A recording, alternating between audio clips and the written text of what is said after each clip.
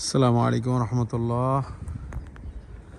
যাদের অভিজ্ঞতা নাই তারা এই উত্তরটা দিতে পারবেন না হয়তো সহজে। দেখুন, আকাশে রৌদ্র আছে, অর্থাৎ সূর্যর আলো আছে, তারপরেও বরফ গলতেছে না। কারণ কি?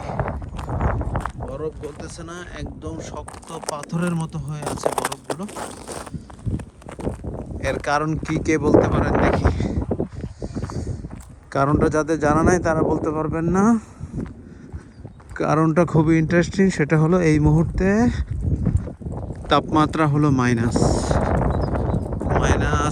3, 4, 5, 6, 7 এরকম আপ ডাউন হচ্ছে, কিন্তু প্লাস না হলে এই বরফ গলবে না। দেখুন, এই বরফ গলে গিয়েছিল, গলে পানির মতো পানি হয়ে গিয়েছিল।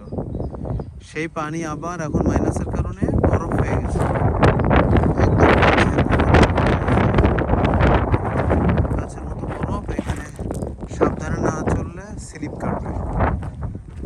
তার মানে হলো শুধু মাইনাসের কারণে এখন সব শক্ত পাথরের মতো হয়ে আছে বরফগুলো।